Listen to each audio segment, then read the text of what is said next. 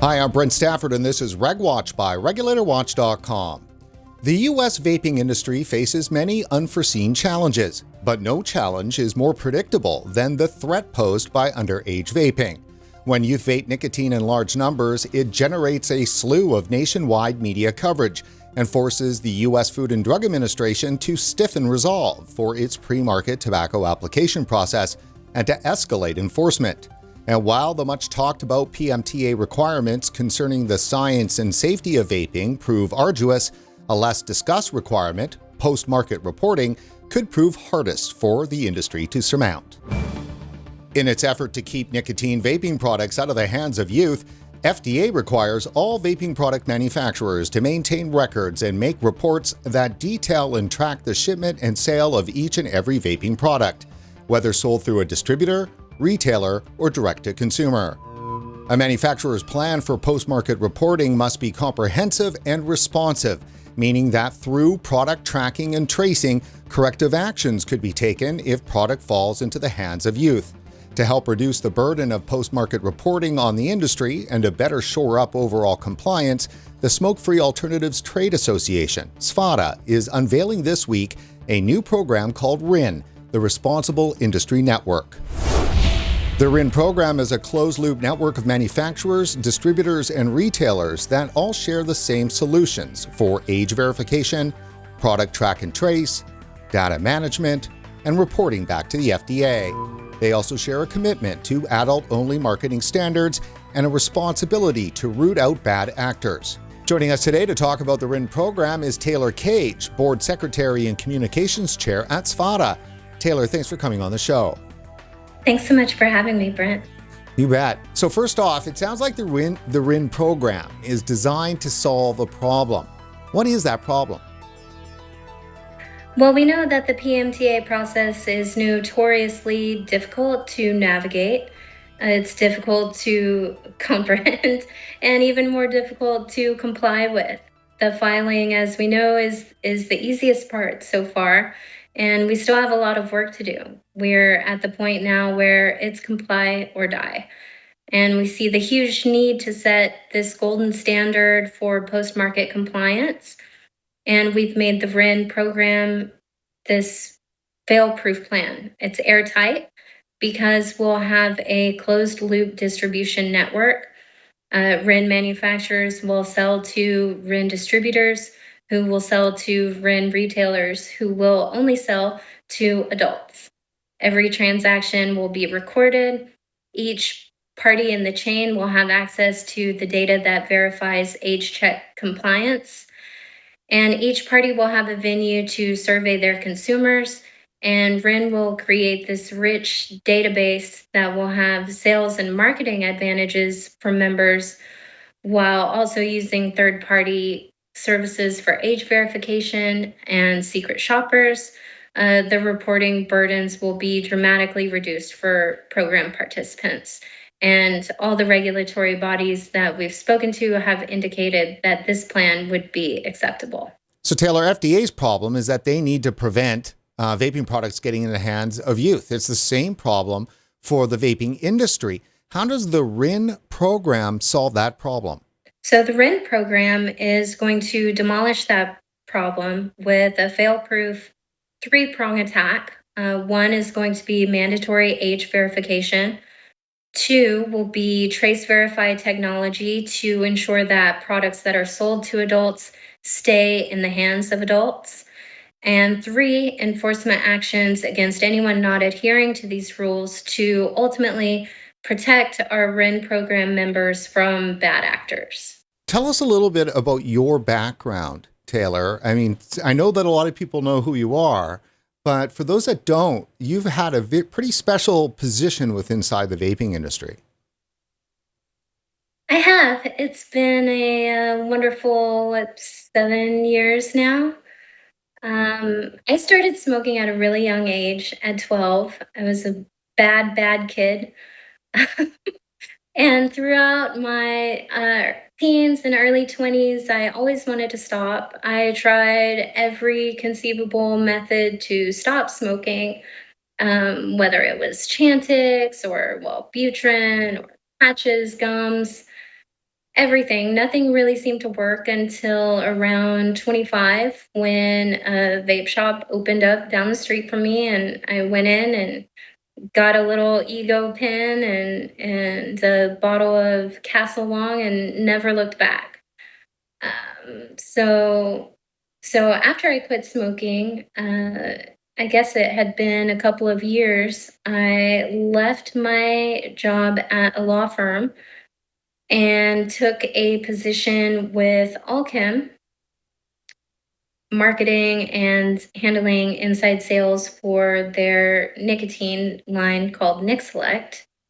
And I spent about 3 years with them and left them to take a position as VP of Sales for North America Nicotine, the American distributor for C&T, who is the largest nicotine provider worldwide. And since the PMTA deadline, I've been freelancing for companies like Trace Verify and Baton Vapor and focusing every spare moment that I have into SFATA initiatives. So when I say special, not to be derogatory, but you have had your hand on the nicotine coming into the U.S. Yes, just like El Chapo. Just like El Chapo. Thank you for going there before I had to do that. Nicotine is by far, obviously, the bogeyman, right? It is the demon here of vaping. And so it's the thing that partly is the thing that the regulator is most interested in controlling. So you must have some experience, or tell me about it, with FDA, at least in terms of having to deal with compliance.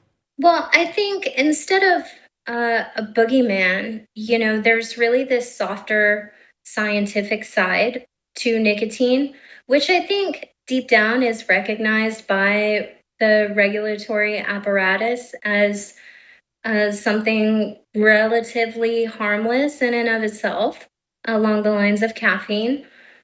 Which is why we're not seeing a big crackdown on ingredients. If the FDA really wanted to decimate this market, they would shut down all of the nicotine coming into the country, and we wouldn't have the material to make these products. And is that actually doable? I think if they really wanted to, they could, but they don't, and they haven't. So I think forcing this regulatory burden onto retailers, manufacturers, distributors, we're sort of seeing that their true motive is eliminating youth exposure. They just want to get control of it and make sure that it stays out of the hands of youth. Certainly. And the R.I.N program provides the roadmap for that. So SFATA's responsible industry network, what happens if you don't join the network? It certainly would leave you really exposed and responsible for all of those reporting requirements yourself, which is a huge burden if anyone attempts to try. And that's sort of why SFATA recognized that there was a huge hole that needed to be filled by this service. And that's what the R.I.N program does. So I'd imagine, so let's say you're a middle-sized vape juice manufacturer, and you sell to retailers and you sell to distributors, and you might even do some direct-to-consumer. It's really your responsibility as the manufacturer to make sure that the product is tracked and traced and could be identified if it was sold to somebody underage through any of those chains below you. Right. And so what the R.I.N program does is ease the burden of that reporting on the manufacturer, and it eases the burden of possible exposure on the part of distributors and retailers. So everyone in the chain is ensured that the products they're buying, selling, making are made in accordance with FDA guidelines and are committed to staying out of the hands of minors. Taylor, tell us, what is the primary raison d'etre for why the R.I.N program exists? So we've created this to create a plan that is digestible for manufacturers, distributors, and retailers that the FDA also feels comfortable getting behind. And we're doing this by taking this huge administrative burden off the shoulders of both sides and facilitating that flow of data from production to purchase and monitoring the marketing, making sure it's restricted to adults only, and doing everything that we can possibly do while also showing proof of that to the FDA to reduce youth access to these products. So you're facilitating the data, the gathering and movement of the data to FDA from production to purchase. Yes, and while doing that, because we're planning on having so many companies behind us and part of this program, we're really confident that we'll be setting the standard for reporting to the FDA.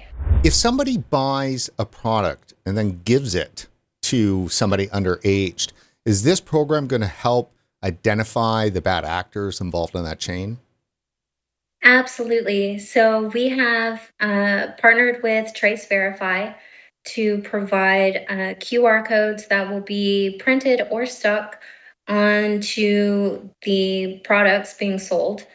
And what Trace Verify does is creates a unique tracer for each product bought and sold, and it will securely log where it was purchased, when it was purchased, and how old the purchaser was to just any person looking at this information. And the sort of sensitive data will be made available to law enforcement officials, such as who exactly bought that product and put it into the hands of someone who is underage. So if a product that ends up in the hands of a youth can be traced back to a retailer, obviously, through the R.I.N program, what happens then to that retailer if they were responsible for product getting into the hands of youth? If a retailer has a certain number of violations, then we would remove them from the program. And if they're removed from the R.I.N program, then they would not be allowed to then sell any of the product from manufacturers in the R.I.N program. Right. They would be barred from selling products made by our manufacturers, just as an extra level of protection for R.I.N participants. The track and trace portion of this, you're working with Trace Verified. Does that mean then all the retailers share that relationship? Yes, and we'll have incentivized rates through Trace Verify for members of our program. And what about age verification? We're working on that as well. We will have incentivized rates for certain age verification programs. Right. So just to back on to the track and trace, the actual component of it.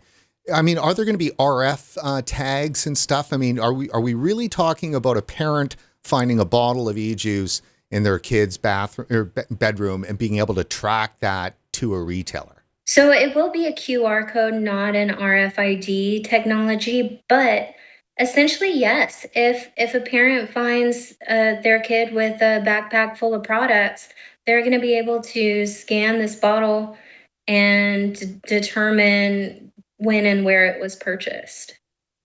So I would imagine the FDA would be very interested in this program. How much have you shared with them, with the regulator, and what's been the feedback? We have shared the program with regulatory agencies, and the feedback has been very positive. I think one of the most attractive features to the regulatory bodies is the closed loop feature.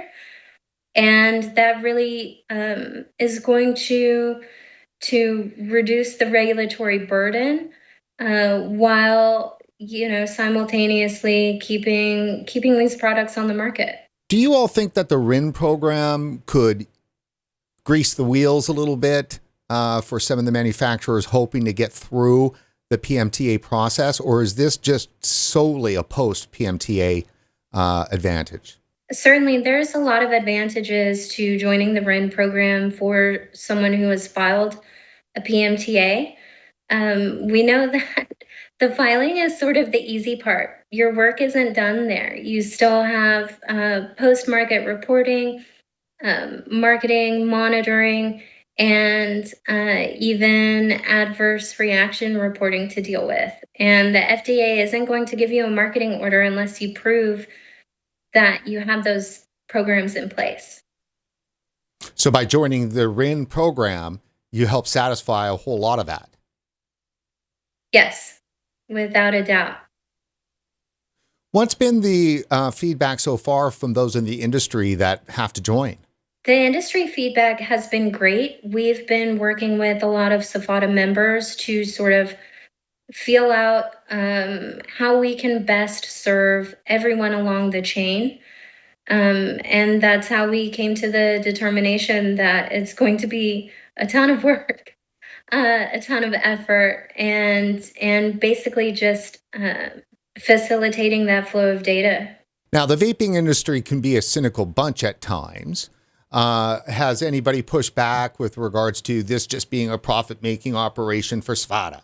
This is absolutely not a profit-making expedition. We have done the legwork. We've talked to these agencies.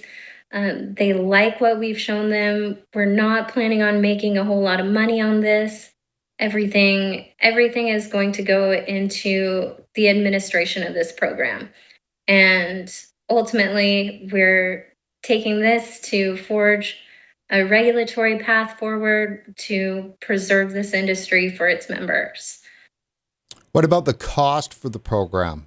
So the cost of the program is going to be a little bit different depending on whether you're a manufacturer, distributor, or retailer. So I would urge anyone interested in signing up to go visit SFATA.org. Now, are they able to do that now? I mean, is the program out in the wild, as they say? We're still making some final tweaks, but all of the critical information should be live at SFATA.org.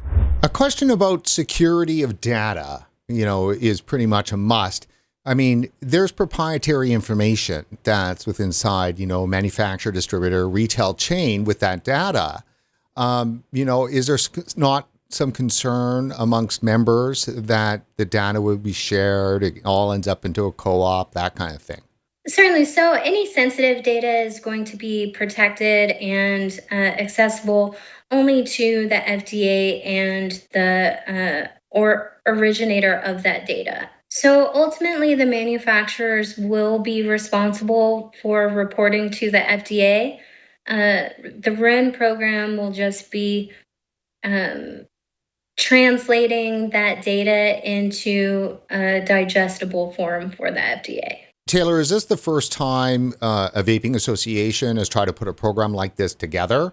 I would say it's the first time a program of this magnitude has come together from an advocacy organization.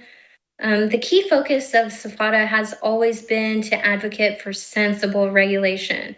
And the R.I.N program is really the culmination of years of experience in dealing with these regulatory challenges, along with tireless effort and really searching through all of these little crumbs that they've dropped through the comment periods and rulemaking process. So R.I.N is really the program that's going to change the landscape for us from something threatening and scary and unmanageable to something relatively painless that anyone with common sense can comply to guide us through what's ahead. And that's why we need as many members as possible to rally behind us for that. What happens to the industry in the US if a program like this doesn't, garner members and become active and successful? I think we're going to see a lot of people try to navigate this path alone and sort of with no experience, and they're going to die on the vine. And, we'll probably see their applications get rejected, and we could end up with no vaping products with marketing orders. Taylor, this sounds all very interesting. I'm actually very excited for a program like this because so often we hear the call for unity with inside vaping, and here's a perfect opportunity for stakeholders to actually unify around something tangible. Yeah, and I think it goes a little bit beyond tangible. We've seen many try and fall under the weight of this burden, and SFATA has put together a robust and elaborate plan to forge this path forward. I'm absolutely thrilled to be working with a group that's taking meaningful action. Our board that we've put together is so knowledgeable, so skilled, and absolutely ferocious, and full of fight. And we're working tirelessly to carry this banner forward. We want to save this industry from overregulation, and make sure that we preserve adult access to tobacco harm reduction products. And to do that, we need the support of everyone that wants to stick around and everyone with even the tiniest little bit of fight left. I know a lot of people are kind of suffering from advocacy fatigue lately. We need your support now more than ever, while we fight for you to stay in business.